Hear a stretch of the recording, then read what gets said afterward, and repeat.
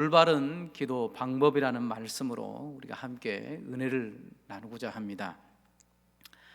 하나님의 은혜를 받을 수 있는 은혜의 방편이 몇 가지 있는데요, 바로 그것이 무엇이냐면 하나님 말씀과 그리고 오늘 배울 기도, 그리고 성례입니다. 실제적으로 하나님의 은혜를 받을 수 있는 통로가 된다는 것이죠.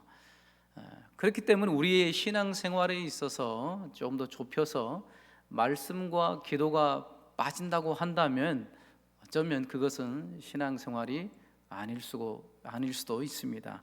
그만큼 이렇게 하나님 말씀과 기도 생활이 너무나도 중요한데요, 오늘은 기도에 대해서 말씀드리고자 합니다.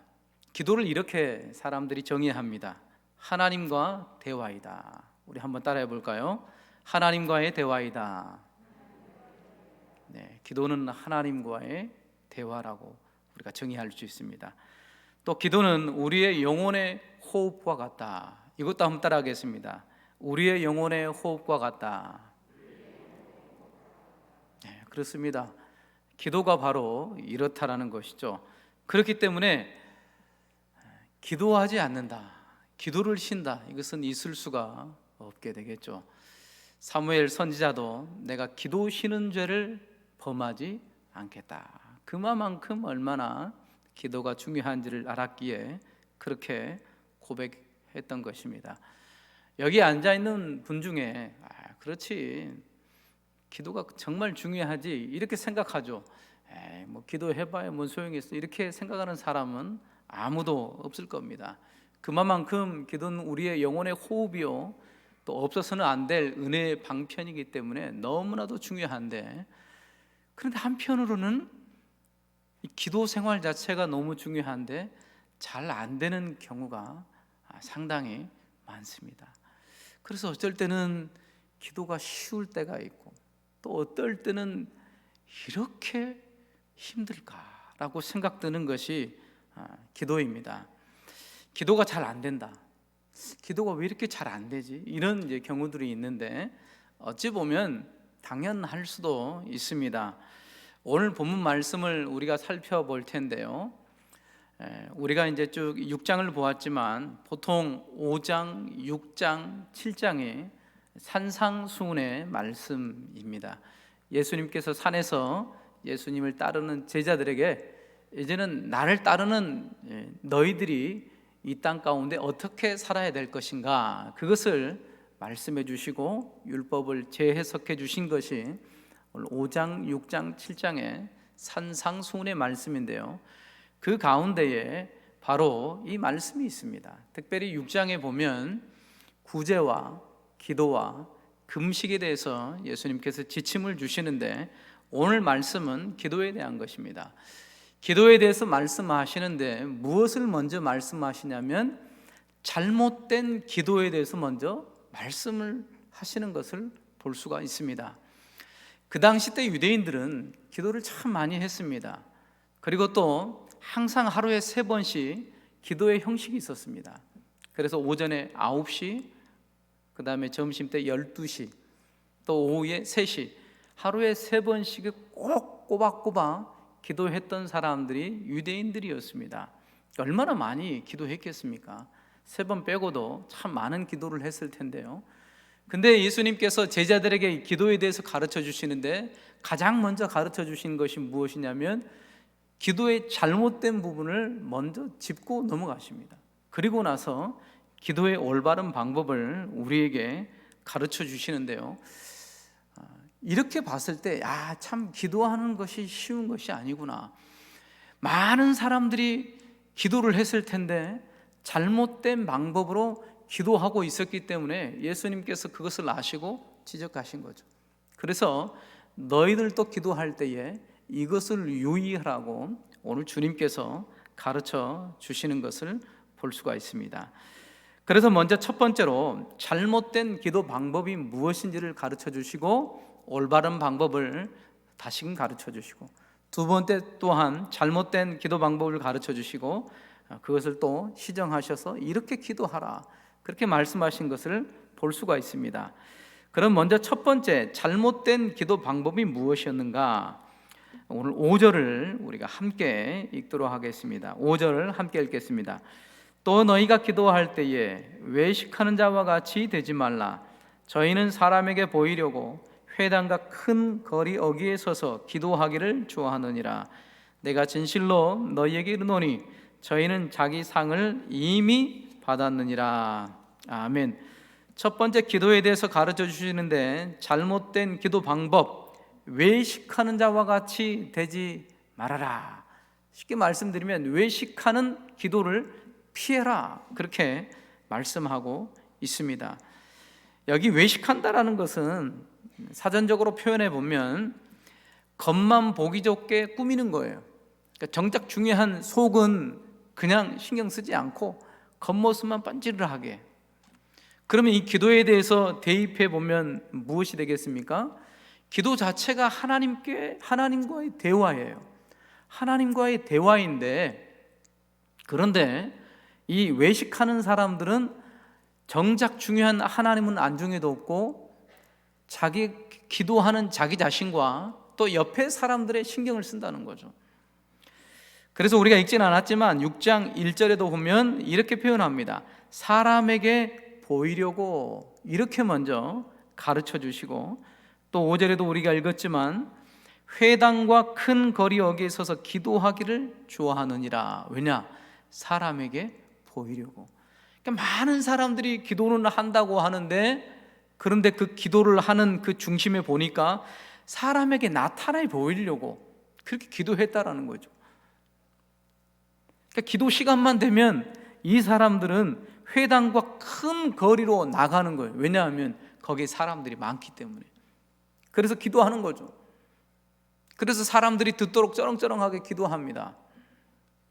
그렇게 기도한다는 것이죠. 바로 그것이 외식하는 기도라고 말하고 있습니다.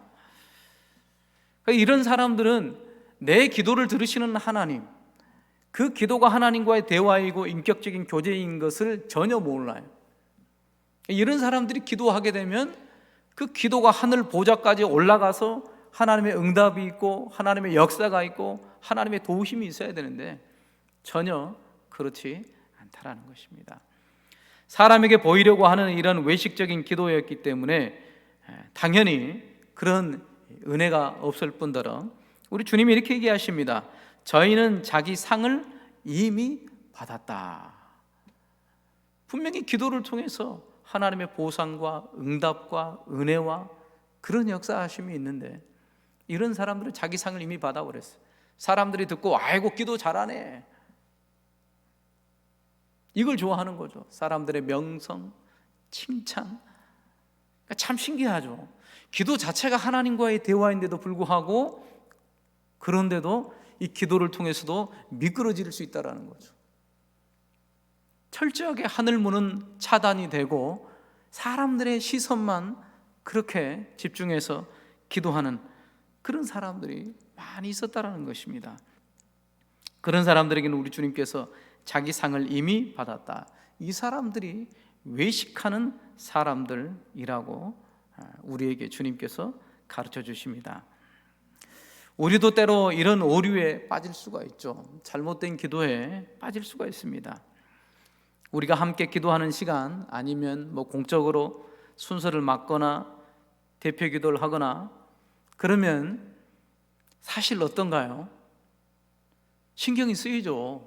물론 이 부분은 괜찮아요. 이런 부분들은 공적인 기도의 자리에서 대표 기도를 맡았는데 어떤 회중이 앉아있고 어떤 영적인 분위기이고 또 어떤 언어 선택을 해야 될지, 이런 부분들은 덕을 위해서라도 필요합니다. 만약에 내가 하나님께만 집중하면 되지, 그리고 마음대로 기도를 해봐요. 어떤 형식, 어떤 내용, 어떤 절차도 없이 막 해봐요. 그러면 어떻게 되겠습니까? 덕이 안 되죠. 이런 부분들에 있어서는 적절하게 신경 써야 됩니다. 집중해야 됩니다. 그러나 오늘 주님께서 말씀하고자 하는 것은 무엇이냐면 그 중심에, 그 마음의 시선이 기도를 하면서 어디로 향하고 있느냐는 것이죠. 마땅히 하나님께 향해 있어야 되는데 하나님보다도 사람들에게만 있어버려요. 정말 내 기도를 하나님께서 듣고 계신가? 내 기도에 응답하시는가? 이러한 생각은 하지 못하고 사람들의 시선에만 거기에 집중해서 그렇게 기도한다는 것이죠. 그렇기 때문에 이런 기도가 외식하는 기도였고 사람들에게 초점이 맞춰진 잘못된 기도라고 우리 주님께서 지적해 주셨습니다. 그 당시에 보통 바리새인들의 기도가 그랬습니다.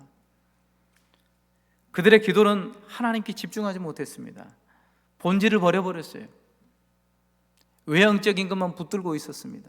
그렇기 때문에 기도의 능력, 기도를 통한 체험, 이러한 것들이 전혀 없었던 것이죠. 인격적인 하나님과의 깊은 이 대화 자체가 없었기 때문에 당연히 바리새인들의 마음과 영혼은 황폐해져서 메시아이신 예수 그리스도께서 오셨는데도 불구하고 그분을 거절하는 그러한 모습을 볼 수가 있습니다.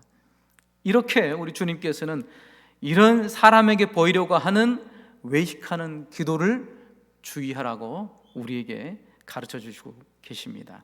그렇다면 이런 외식하는 잘못된 기도에 대한 바른 가르침은 무엇인가? 바로 그것을 6절 말씀에서 우리 주님께서 가르쳐 주고 계십니다. 우리 6절 말씀을 함께 보겠습니다. 너는 기도할 때에 내 골방에 들어가 문을 닫고 은밀한 중에 계신 내 아버지께 기도하라. 은밀한 중에 보시는 내 아버지께서 갚으시리라. 아멘. 우리 주님께서 그 외식하는 그 기도에 대해서 이렇게 말씀하십니다. 네가 기도할 때에 너의 골방에 들어가라. 그리고 문을 닫아라. 왜냐? 은밀한 중에 계시는 내 아버지께서 듣고 계시기 때문이다. 5절 말씀과는 정반대로 말씀을 하십니다. 5절에서는 외식하는 사람들은 사람들이 많이 보이는 곳에 가서 기도를 했어요. 그 잘못된 기도를 가르쳐 주시면서 6절에는 네 골방으로 들어가라. 그리고는 아예 문을 닫아버려라. 왜냐? 은밀한 중에 보시는 그 아버지께 기도해야 되기 때문에 그렇다라는 것이죠. 정반대로 말씀하십니다. 골방에 들어가고 문을 닫고 은밀한 중에 계시는 주님께 집중하라는 말씀인데요, 이것을 적용해서 첫 번째는 이렇게 적용해 볼 수 있습니다. 문자 그대로 골방 기도를 하라는 것입니다. 골방 기도. 골방 기도는 무엇입니까? 하나님과의 1대1의 이 관계할 수 있는 그러한 기도의 시간이 필요하다는 것입니다. 우리에게는 얼마나 이것이 절실한지 모릅니다.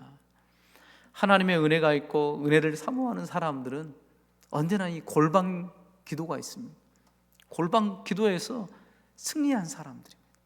그 골방 기도에서 깊이 주님을 낭망하고 아뢰고 주님을 찾고 이 세상 가운데 살기 이전에 먼저 주님 앞에 아뢰어서 주님께 묻고 주님의 뜻을 깨닫고 그러는 가운데 그 골방에서 승리하고 세상으로 나아가는 것이죠.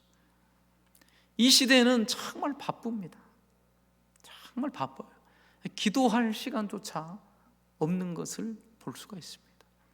그러나 우리 주님께서는 골방 기도를 회복하라고 말씀하십니다. 너와 나와의 온전한 비밀한 가운데 있는 그 기도의 시간을 만날 수 있는 그 장소가 필요하다. 그 공간이 필요하다는 것이죠. 주님께서 우리를 기다리고 계신다는 것입니다. 그 가운데 우리가 골방 기도 가운데 승리할 때만이 우리가 신앙생활에 승리할 수 있고 세상 가운데서도 빛과 소금의 사명을 감당할 수가 있습니다. 예수님께서 공생의 가운데 여러 가지 특징들이 있지만 가장 중요한 특징 중에 하나가 바로 기도 생활이셨습니다. 성경에 보면 예수님께서 새벽 미명에 습관을 쫓아 기도하러 가신 그러한 모습들이 종종 나오게 됩니다. 귀신을 쫓아냈을 때에도 밤새도록 죄인들을 만나시고 피곤한 몸을 이끌고 그런 하나님의 나라를 전하시고 그 무수한 사역들이 있었지만 언제나 새벽에 일찍 일어나셔서 겟세마네 그 동산에서 습관을 쫓아 그곳에서 아버지 하나님과 깊이 기도 가운데 나아가셨던 그러한 모습들을 볼 수가 있습니다. 어떻게 주님께서 공생의 기간에 이런 능력 있는 하나님의 말씀을 선포하시고 또한 눈먼 사람을 치료하시고 또한 수많은 병자들을 치료하셨던 그런 원동력은 그 골방 기도에 있었습니다. 그곳에서 하나님 아버지와 깊은 기도의 교제가 있었기 때문에 승리하실 수가 있었던 것입니다. 우리에게도 이런 골방 기도가 필요합니다. 새벽 기도가 됐든 아니면 어떤 시간을 정해서 어떤 장소에 해서 하나님과 만나는 장소가 되었든 상관없습니다.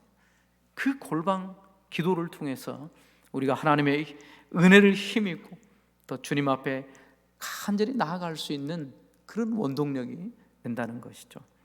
저와 여러분들이 이런 골방 기도에 회복하는 그런 놀라운 은혜가 있을 줄 믿습니다. 그리고 두 번째, 이 말씀을 적용해 본다면 골방 기도만 만약에 적용해 버린다면 그러면 안 되겠죠. 그만큼 하나님께 집중하라는 것입니다. 기도할 때 가장 큰 힘든 게 무엇입니까? 마음이 하나로 안 모아져요. 그 기도하자고 하면 이 마음 안에 생각들이 복잡해서 하나로 어떤 기도 제목을 놓고 기도하면 마음이 갈려져 있어요. 갈려져 있어요. 많은 생각들이 막 떠올라요. 기도를 깊이 못합니다. 또 기도를 길게 못해요. 또 문제가 있는 것이죠. 마음이 딴 데가 있는 거예요.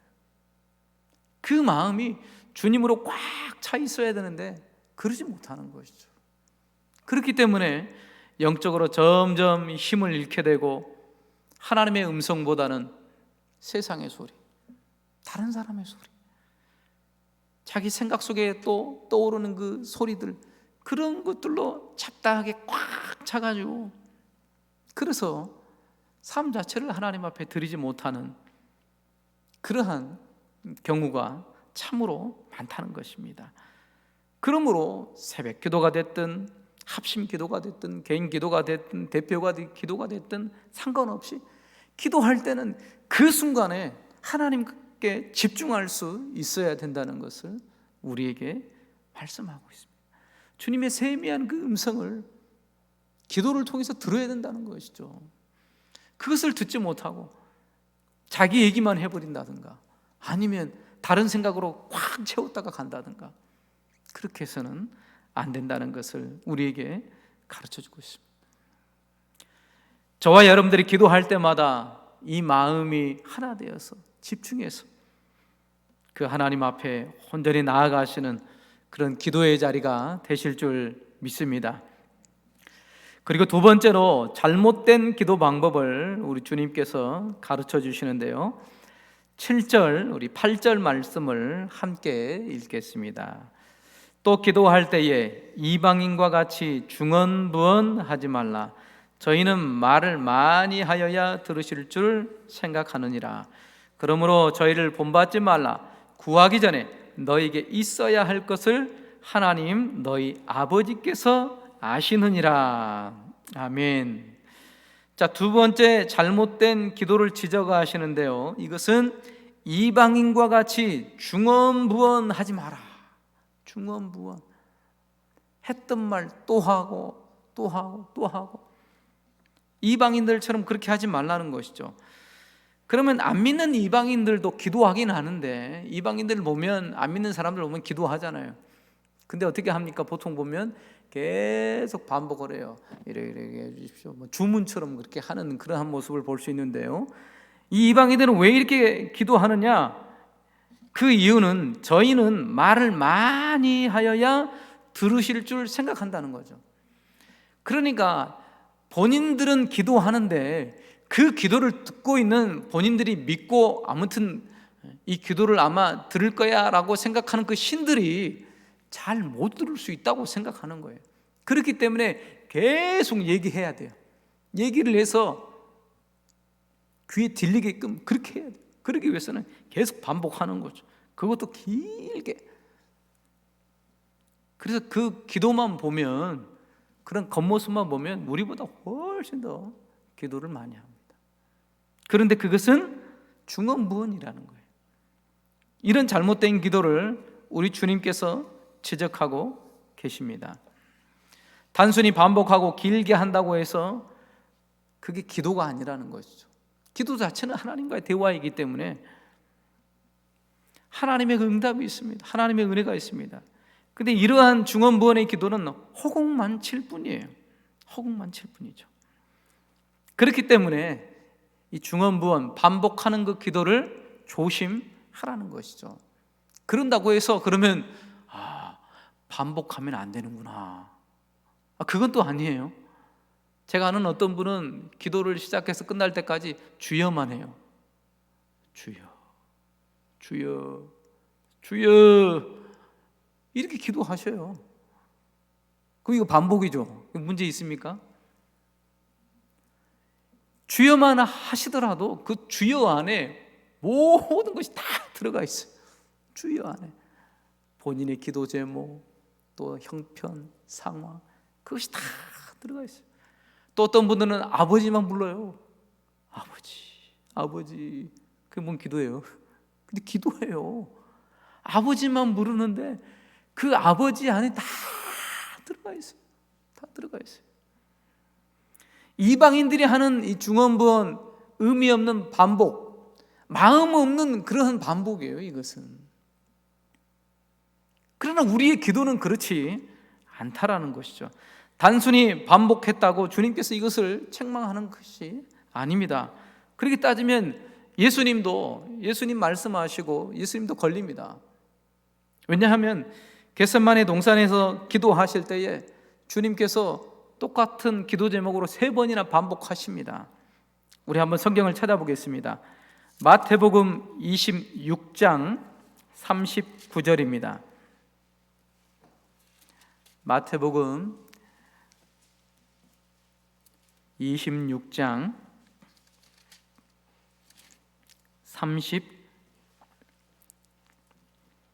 36절부터 함께 읽겠습니다. 마태복음 26장 36절부터 함께 읽습니다. 이에 예수께서 제자들과 함께 겟세마네라 하는 곳에 이르러 제자들에게 이르시되 내가 저기 가서 기도할 동안에 너희는 여기 앉아 있으라 하시고 베드로와 세베대의 2 아들을 데리고 가실새 고민하고 슬퍼하사 이에 말씀하시되 내 마음이 심히 고민하여 죽게 되었으니 너희는 여기 머물러 나와 함께 깨어 있으라 하시고 조금 나아가사 얼굴을 땅에 대시고 엎드려 기도하여 가라사대 내 아버지여 만일 할만하시거든 이 잔을 내게서 지나가게 하옵소서. 그러나 나의 원대로 마옵시고 아버지의 원대로 하옵소서 하시고 44절도 함께 읽겠습니다.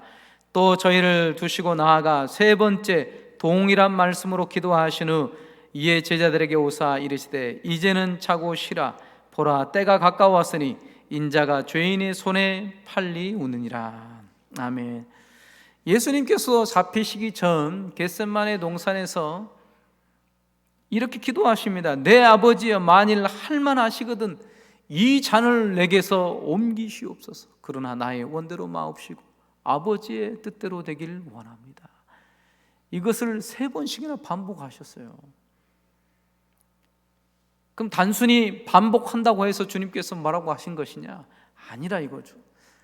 주님께서 오늘 3번 반복하셨지만 어떻게 기도하셨습니까? 마음이 심히 고민하여 죽게 되었다. 그러면서 기도하시는데 간절한 그 마음을 담아서 이 기도를 올리고 계시는 거예요. 그렇기 때문에 이방인들이 하는 의미 없는 기도, 계속적인 반복의 기도가 아니라는 것이죠. 이게 무슨 뜻입니까? 어떤 기도 제목을 가지고 기도하는 데 있어서 이게 이 주먹이 기도 제목이라면 마음이 이 기도 제목을 감싸서 하나님 앞에 올려드려야 된다는 것이죠. 우리의 중심을 올려드려야 된다는 것이죠. 기도 자체가 하나님과의 인격적인 대화이기 때문에 이런 마음 없는 기도 자체가 중언부언이요, 뭔가를 기도했는지도 모르고 그 기도 시간이 가버리는 경우가 많다는 것이죠. 그러한 기도를 우리 주님께서 말씀하고 계십니다. 이렇게 무의미한 반복을 하는 그런 기도, 전혀 마음 없는 기도. 그렇기 때문에 기도할 때 마음 없이 기도한 것이 아니고 이미 그런 마음 없이 살았던 거예요. 사실은 기도하는 그 기도와 삶은 떨어질 수가 없습니다. 간절히 마음을 다해 기도한 만큼 그의 삶을 하나님 앞에 올려드릴 수 있는 거죠. 또한 하나님 앞에 자기의 삶을 온전히 올려드린 그 사람이 하나님 앞에 또한 간절히 기도할 수 있는 거예요. 그러나 그렇지 않은 사람들은 중심을 다해 마음을 실어서 기도할 수 없는 것이죠. 그러니까 이방인과의 이 기도의 차이점은 바로 여기 있습니다. 하나님을 만날 수가 없어요. 이방인들은 만나는 것 자체가 불가능합니다. 그러나 우리는 이 기도를 통하여서 하나님과 깊이 만날 수 있다는 것이죠. 이런 의미 없이 반복하는 이 기도를 주님께서 가르쳐 주십니다. 그러면서 여기에 대한 잘못된 기도에 대한 방법을 시정하시면서 가르쳐 주시는데요, 8절에 이렇게 말씀합니다. 저희를 본받지 말라. 구하기 전에 너희에게 있어야 할 것을 하나님 너희 아버지께서 아시느니라. 이방인들은 자기 기도를 많이 해야 돼요. 왜냐하면 들어줘야 될 신이 내 기도를 듣고 있는지 안 듣고 있는지 이걸 모르기 때문에 아무튼 계속 기도해야 돼요. 그러나 우리는 어떻습니까? 그렇게 하지 말아라. 왜냐? 너희가 기도하기 전에 너희에게 필요한 그러한 것들이 있어야 될 것이 무엇인지를 너희 아버지 하나님께서 이미 알고 계신다는 거죠. 이게 차이점입니다. 무의미하게 반복적으로 계속 할 이유가 없다라는 것이죠. 그러므로 우리는 기도할 때에 우리의 형편, 우리의 사정, 지금 우리에게 있어서 가장 필요한 것이 무엇인지를 우리 생각에도 한 가지 제안은 이것이고 이렇게 막 여러 가지 있지만 하나님 보실 때는 가장 최상의 것, 우리에게 있어서 가장 좋은 것, 필요한 것이 무엇인지를 이미 하나님께서는 알고 계신다는 것이죠. 그렇기 때문에 무의미하게 반복할 이유가 없습니다. 기도하기 전에 그러므로 무엇을 생각하라는 것입니까? 무조건 기도하지 말고 기도하기 전에 누구에게 기도하는가를 깊이 생각하라는 것입니다. 내 아버지라는 것이죠. 그러면 우리는 누구입니까? 그 아버지의 아들, 딸입니다. 자녀예요. 신뢰의 문제입니다. 기도하기 전에 하나님께서 우리의 아빠가 되시기 때문에 기도 이전에 그 아빠 되신 하나님 앞에 내가 나아간다는 사실을 깊이 인식하고 깨닫고 있어야 된다는 것이죠.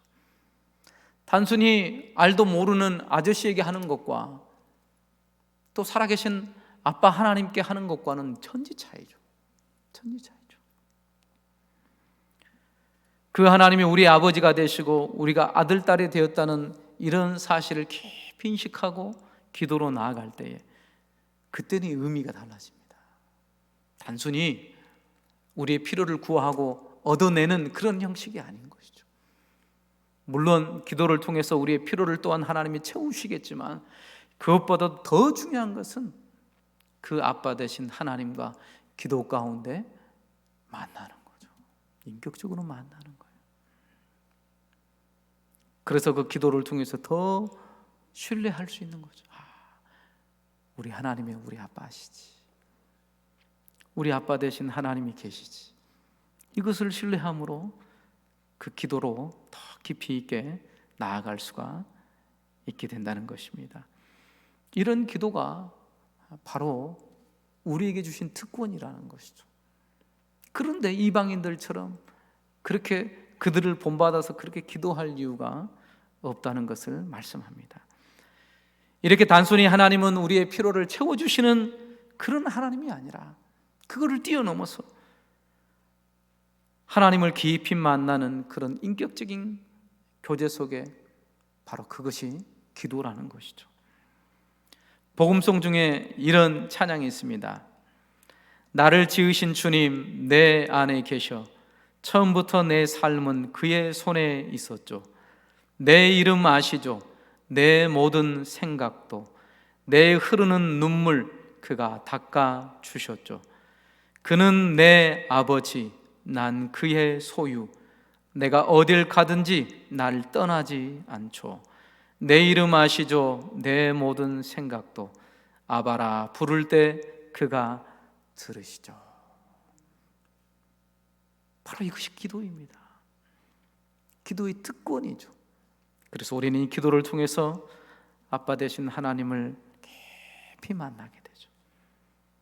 그래서 이 세상 가운데서도 불안하고 힘들고 걱정 많고 어려울 때 그 기도의 자리에서 하나님을 앙망하며 집중하며 아빠를 부를 때 그때 우리 아빠 되신 하나님께서 우리를 위로하시고 우리에게 힘을 주시고 우리의 눈물을 닦아주시고 우리의 기도에 응답하셔서 역시 우리 하나님이 나의 하나님이구나, 내 아빠 되시구나, 이것을 깨닫게 하신다는 것이죠. 결론을 맺습니다. 오늘 기도를 통하여서 주님께서 조심하신 그러한 잘못된 기도가 있습니다. 바로 그것은 하나님께 집중해야 되는데 여전히 사람 눈치 보고 옆 사람 눈치 보고 주위 사람 눈치 보고 그럴 이유가 전혀 없다는 거죠. 너무 쉽고 본질적인 것인데 이걸 놓쳐버리고 잘못되게 하는 많은 사람들이 있다는 거죠. 우리는 그렇게 하지 말아야 되겠습니다. 오직 기도할 때마다 하나님을 앙망하며 주의 얼굴을 바라며 하나님께 집중하여 나아가고 또한 그 하나님이 어떤 하나님인지 나의 아빠 되신 하나님, 이런 기도의 확신을 가지시고 주의 이름으로 나아갈 때마다 자녀들의 기도를 응답하시고 만나시는 분이 바로 아빠 되신 하나님이신 줄 믿습니다. 이런 기도의 그런 귀한 은혜의 방편을 우리가 다시 한번 더 깊이 있게 더 충만하게 이 기도를 통하여서 하나님께 나아가시는 그런 귀한 기도의 사람들 되실 줄 믿습니다. 기도하겠습니다.